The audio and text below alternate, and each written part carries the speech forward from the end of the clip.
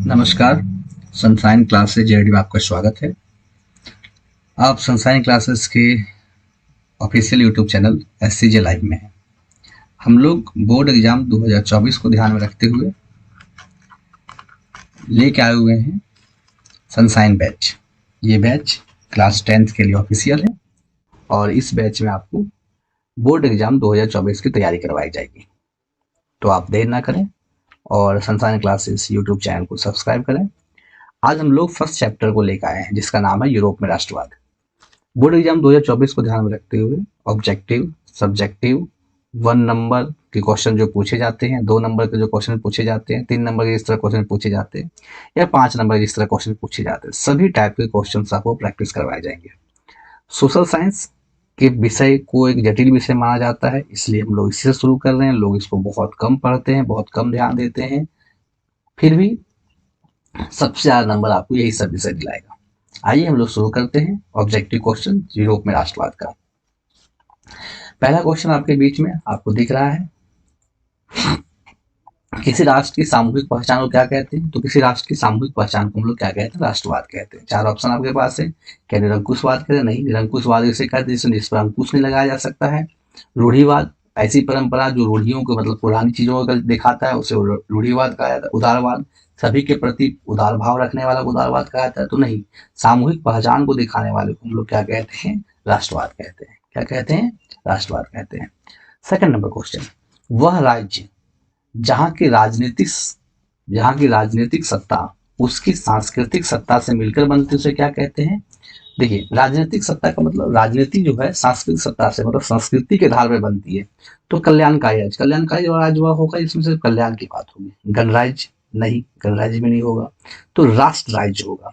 राष्ट्र राज्य का मतलब राज्य भी है, राष्ट्र के हित के लिए बनाई गई, इसलिए राष्ट्र राज्य होगा। आप अगर चैप्टर पढ़े होंगे तो इस क्वेश्चन को जोड़ जानते होंगे। 4 चित्रों की श्रृंखला में कलाकार द्वारा बनाई गई, इसमें सभी अपने संसार की रचना की है। उस चित्र को किसने बनाई थी? तो कार्ल कैप्सियर ने, फेडरिक सारियो ने, डेला क्राउ ने और गियाकोमो ने। तो फेडरिक सारियो ने एक चित्र बनाया था, आपको याद होगा। फेडरिक सारियो का एक चित्र था जो बहुत फेमस हुआ था, किसके लिए? राष्ट्रवाद को लेकर, राष्ट्रवाद की गतिविधियों को लेकर फेमस हुआ था। किसने बनाया था? तो फेडरिक सारियो ने। ठीक है।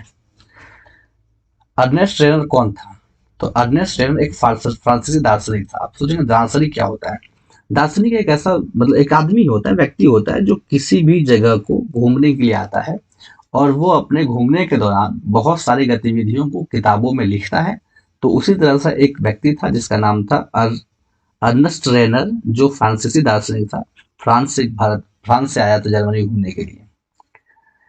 निम्न में से कौन सा किसने कहा कि हमारी सामाजिक व्यवस्था, निम्न में से किसे मेटरनिक ने हमारी सामाजिक व्यवस्था को सबसे खतरनाक दुश्मन कहा? मेटरनिक एक कहा, इसमें क्वेश्चन आता है, जब फ्रांस सीखता है तो पूरे यूरोप को सर्दी जुकाम हो जाती है, उस कहावत को मेटरनिक ने कहा था। तो इसमें से 4 लोग, उसमें से किसने, मेटरनिक ने क्या कहा, किससे कहा कि हमारी सामाजिक व्यवस्था का सबसे खतरनाक दुश्मन बताया? तो मेजिनी को। किसने, किसी किसे कहा गया? मेजिनी को। निम्न में से किस देश को नेपोलियन को पराजित किया? किस किस देश को नेपोलियन को पराजित किया? निम्न में से किन देशों ने मिलकर नेपोलियन को पराजित किया? तो नेपोलियन को पराजित करने वाला देश था ब्रिटेन, रूस, प्रसा और ऑस्ट्रिया। ब्रिटेन, रूस, प्रसा और ऑस्ट्रिया। नेपोलियन जानते हैं हम लोग, जिसका नाम नेपोलियन बोनापार्ट था। पूरे विश्व पे राज करने निकला था और बहुत हद तक सफल भी हो गया था।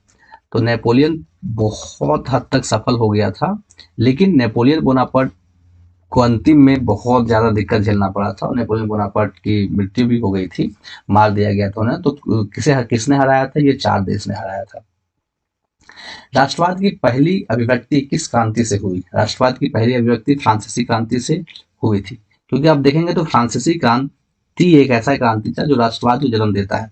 हम लोग भारत की आजादी की बात करते हैं तो भारत की आजादी भी फ्रांसीसी क्रांति से प्रेरित होकर लड़ा गया था। एकीकरण के बाद जर्मनी का सम्राट किसे घोषित किया गया? तो एकीकरण के बाद जर्मनी का सम्राट प्रसा के राजा विलियम प्रथम घोषित किया गया। प्रसा के राजा विलियम प्रथम घोषित किया गया।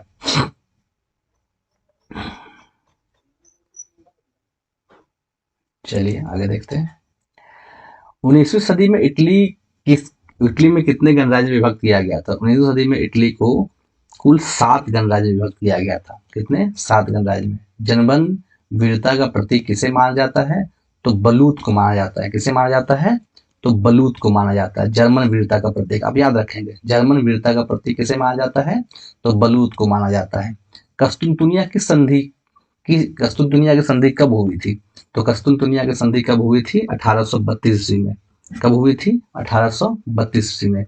किसकी छवि सिक्कों और डाक टिकट पर अंकित की गई थी? उस समय मरियान और जर्मेनियम, आपको याद होगा, तो मरियान की छवि जो है डाक टिकटों और सिक्कों पर लगाई गई थी।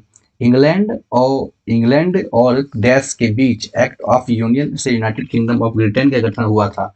तो स्कॉटलैंड से बोल रहा है कि इंग्लैंड और स्कॉटलैंड के बीच एक्ट ऑफ यूनियन से United kingdom of great Britain का गठन हुआ था। तो स्कॉटलैंड से एक्ट ऑफ यूनियन का गठन हुआ था। जर्मनी के एकीकरण में प्रमुख भूमिका निभाने वाले कौन थे? तो जर्मनी के एकीकरण में प्रमुख भूमिका निभाने वाले व्यक्ति का नाम था प्रसा। इसमें कभी कभी बहुत ज्यादा आपके मतलब कंफ्यूजन लगता है। तो जर्मनी के एकीकरण में प्रमुख भूमिका निभाने वाले बिस्मार्क कहाँ के चांसलर थे? तो हम लोग कभी कभी सवाल क्या पूछता है? बिस्मार्क। तो ठीक है, तो आप ध्यान रखेंगे, 2 इसमें क्वेश्चन बन जाता है कि जर्मनी के एकीकरण में प्रमुख भूमिका निभाने वाले कौन थे? तो बिस्मार्क थे। पूछ रहा सवाल कि वो कहाँ के चांसलर थे? तो वो चांसलर कहाँ के थे? प्रसा के थे। चांसलर राजा को कहा जाता था उस समय। राष्ट्रवाद में एक निश्चित भौगोलिक क्षेत्र में रहने वाली जनता किससे द्वारा जुड़ी होती है? तो राष्ट्रवाद में भौगोलिक क्षेत्र में रहने वाली जनता समान संस्कृति से, समान इतिहास से, भाषा और परंपरा से, यानी सभी से जुड़ी होती है। यानी सभी से जुड़ी होती है, उपयुक्त सभी से जुड़ी होती है। बुर्बो राजवंश का शासक किस देश में था? बुर्बो राजवंश का शासन किस देश में था? तो बुर्बो राजवंश का शासन फ्रांस में था। कहाँ था? फ्रांस में था। वह विचारधारा वह विचारधारा जो स्त्री पुरुष की सामाजिक, आर्थिक एवं राजनीतिक समानता पर आधारित हो, उसे क्या कहते हैं? उसे हम लोग नारीवाद कहते हैं। क्या कहते हैं? नारीवाद कहते हैं। उसे हम लोग क्या कहते हैं? नारीवाद कहते हैं। चलिए आगे बढ़ते हैं। मार्सिले किस देश की राजभक्ति गीत थी? मार्सिले किस देश की राजभक्ति गीत थी? तो मार्सिले फ्रांस की राजभक्ति गीत थी। मार्सिले एक गायक गीत था जिससे हम लोग जनगण मन गाते हैं, उसका राष्ट्रीय गीत था। तो फ्रांस में गाया जाना राष्ट्रीय गीत था। रक्त और लोहे की नीति का अवलंबन किसने किया था? रक्त और लोहे की नीति का अवलंबन किसने किया था? तो बिस्मार्क ने किया था। किसने किया था? बिस्मार्क ने किया था। फ्रांस की क्रांति का अग्रदूत किसे कहा जाता है? फ्रांस की क्रांति का अग्रदूत जो है रूसो कहा जाता है। अग्रदूत का मतलब जिसने फ्रांस की क्रांति की थी, किसे कहा जाता है? रूसो को कहा जाता है। यंग इटली और यंग यूरोप नामक 2 भूमिगत संगठनों की स्थापना किसने की थी? यंग इटली और यंग यूरोप नामक जो संगठन की स्थापना जो मैजिने ने की थी। किसने की थी? तो मैजिने ने की थी। वियना संधि कब हुआ था? तो वियना संधि 1815 ईस्वी में हुआ था। देखिए आगे क्वेश्चन, जब फ्रांस सीखता है तो पूरे यूरोप का सर्दी जुकाम हो जाता है। किसने कहा था? तो ये मेटरनिक ने कहा था। किसने कहा था? मेटरनिक ने कहा था। काबुल को राजा विक्टर एमुअल द्वितीय को किस पद से नियुक्त किया गया? तो प्रधानमंत्री। ध्यान रखिएगा, काबुल को राजा विक्टर एमुअल द्वितीय ने, 2 सवाल है, इसने एमुअल द्वितीय राजा था ये, एमुअल द्वितीय, उसने किसको? काबुल को किस पद पर नियुक्त किया था? तो प्रधानमंत्री पद पर नियुक्त किया था। किस पद पर नियुक्त किया था? प्रधानमंत्री पद पर नियुक्त किया था। 1871 के बाद यूरोप में राष्ट्रवादी तनाव का एक गंभीर स्रोत था। देखो 1871 के बाद यूरोप में, चलो ठीक है, राष्ट्रवादी स्थितियां चल रही थी, उसका तनाव का एक महत्वपूर्ण गंभीर स्रोत क्या था? बाल्कन क्षेत्र। जो बाल्कन प्रदेश था वहां तनाव बहुत अधिक फैला हुआ था। कवियों और कलाकारों ने यूरोप सभ्यता का पालन किस देश को बताया? कवियों और कलाकारों ने यूरोपीय सभ्यता का पालना किस देश को बताया? पालना का मतलब कि यूरोपीय सभ्यता को पालना है वो उसके साथ ही चल रही है। तो यूनान की सभ्यता को बताया। किसे बताया? यूनान की सभ्यता को। जर्मनी का एकीकरण कब हुआ? जर्मनी का एकीकरण 1871 में हुआ। तो आपको पता होगा जर्मनी का एकीकरण कब हुआ? तो जर्मनी का एकीकरण क्या हुआ? 1871 ईस्वी में हुआ। चलिए आगे बढ़ते हैं क्वेश्चन नंबर 28 की तरफ। इटली का एकीकरण कब हुआ? तो इटली का एकीकरण जो है 1861 ईस्वी को हुआ। 1861 ईस्वी को हुआ। जर्मन राइन महासंघ की स्थापना किसने की? तो नेपोलियन ने। देखिए ध्यान से, जर्मन राइन महासंघ की स्थापना किसने की? तो नेपोलियन ने की। किसने की? नेपोलियन ने।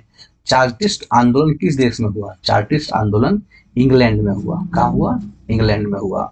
सामाजिक उपबंध नामक पुस्तक के लेखक कौन थे? सामाजिक उपबंध नामक पुस्तक के लेखक थे रूसो। कौन थे? तो रूसो। शुल्क संघ जोलवेराइन की स्थापना किसके पहल द्वारा की गई थी? वह संघ जिसमें शुल्क लिया जाता था तो प्रसा के द्वारा की गई थी। किसके द्वारा की गई थी? प्रसा के द्वारा। एक बार फिर सवाल देखेंगे, शुल्क संघ जोलवेराइन की स्थापना किसकी पहल द्वारा की गई थी? तो प्रसा के द्वारा की गई थी। बिस्मार्क जर्मनी का चांसलर कब बना? तो बिस्मार्क 1871 ईस्वी में जर्मनी का चांसलर बना। पहले तुम पहले तुम मनुष्य हो, उसके बाद किसी देश के नागरिक हो। यह कथन किसने कहा था? यह कथन मैथ्सिनी ने कहा था। यह कथन किसने कहा था? तो यह कथन मैथ्सिनी ने कहा था।